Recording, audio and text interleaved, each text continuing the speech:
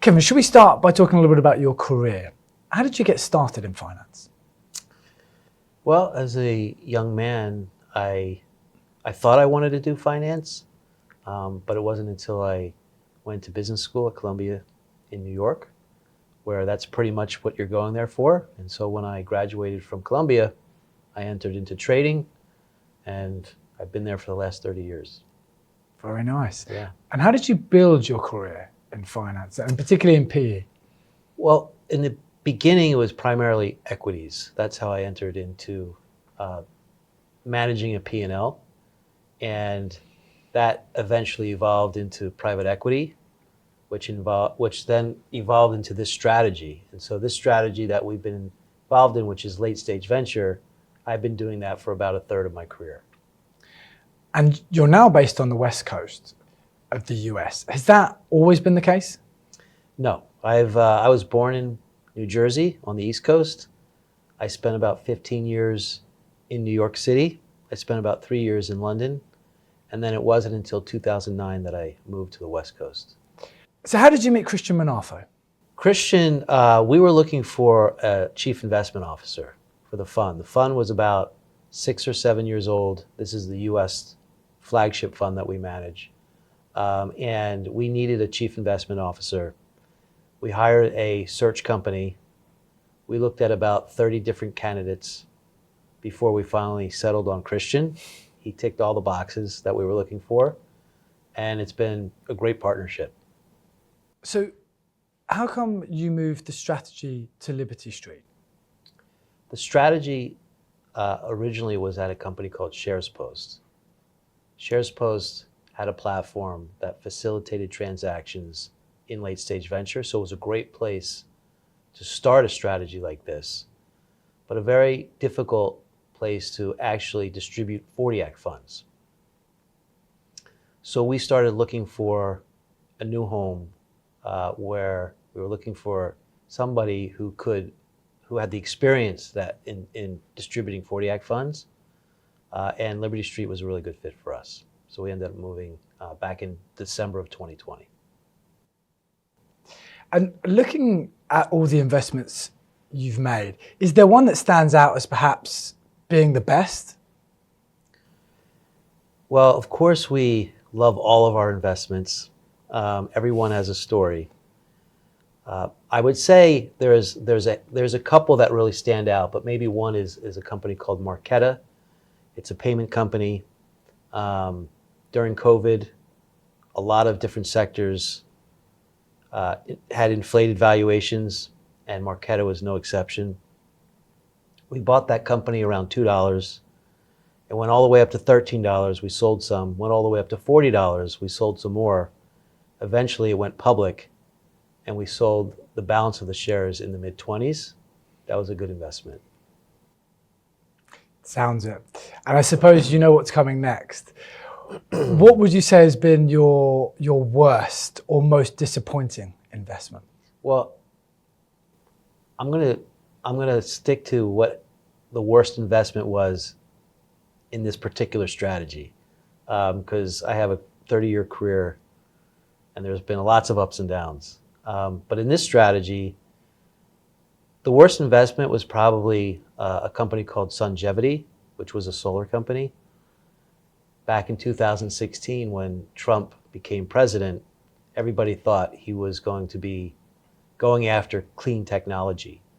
And solar companies are capital-intensive businesses that rely on lines of credit to fund their operations.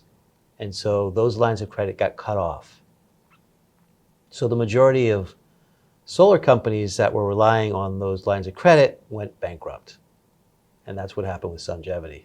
It was a meaningful position for us, so that was a tough loss for us. Did you learn much from that process that you were able to apply to other investments? Yeah, don't invest in capital-intensive businesses that rely on lines of credit. Proceed with caution. Anytime companies have big cash burns, and it's a capital-intensive business. So focusing more on the strategy that you run, are there some core themes and sectors that you've pivoted the portfolio towards? Well, the portfolio is sector agnostic. We believe technologies transcend all sectors. So we're really just looking for innovative companies that are disrupting sectors. But what we won't do are sectors that are binary in nature, like biotechnology or deep science. We stay away from those sectors. And how diversified would the portfolio be? Well, part of our strategy is that we want to have a very diversified portfolio. So not only in the number of names, so by names we're very diversified, we're also diversified by sectors, anywhere between 15 to 20 sectors, and by vintages. It's an evergreen fund. So we're deploying capital year after year after year. And to that point, what's the liquidity profile?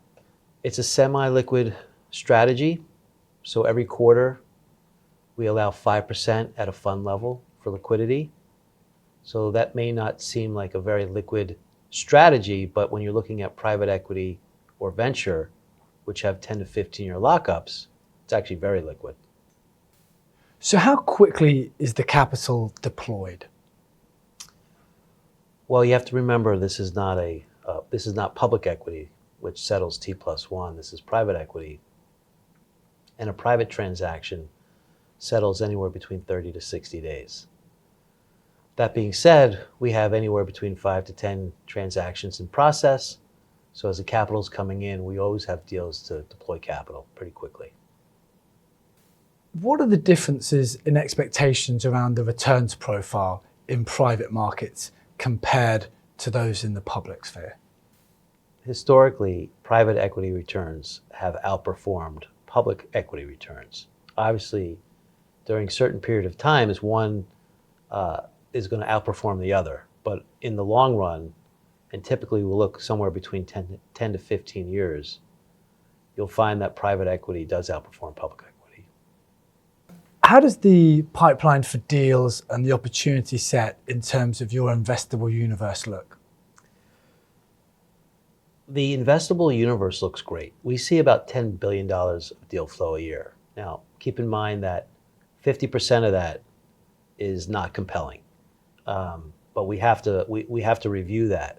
The team reviews that pretty thoroughly. About $3 billion of that deal flow is pretty good deal flow, and then $2 billion of that deal flow is extremely compelling. So we have a lot of deal flow. The pipeline looks great right now. Sometimes people have been concerned that there's too much money chasing too few opportunities. Do you think that's fair? That is fair. It depends on what market you're in. Back in 2020 and 2021, there's no question there was a much higher supply of demand than there was supply. That has changed dramatically in 2022 and 2023. So the supply-demand completely flipped during this period of time. Right now, there's an oversupply of deal flow and sellers, and there's a lack of demand. So if you do have capital to deploy at this point, there's some really great opportunities. So how do you source the deals that go into the portfolio? Well, we do two different types of transactions: secondary transactions and primary transactions. So we have a strong network in the venture capital ecosystem. So we will get invited to primary transactions through our friendly VCs, as well as the fact that we have 85 companies in our portfolio. So when companies are doing rounds of transactions, primary rounds, we will get invited to those rounds. We also have a good network with the banker community. So the Goldmans, the Morgan Stanleys, the JP Morgans that are raising capital for these companies, we'll get an invitation from them as well. When we're doing secondary transactions, we know the brokers extremely well too. They all know what we do is buy private transactions. So in the broker community, we'll also be seeing a ton of deal flow from them throughout the year. And lastly, what would you say that you and Liberty Street Advisors have in terms of an edge over the competition and your peers? Well, we're passive investors, so we're not taking board seats, which means we're not competing with our VC friends. And also, we're providing liquidity for our portfolio companies. The fact that companies are staying private longer, they now have an HR issue. They have a lot of employees in the company that are paper rich, but cash poor. And so they need liquidity to help out these employees, and we'll provide that liquidity, usually at very compelling prices. Well, Kevin, thank you very much for taking the time to speak to me and for coming over to London this week. Thanks for having me.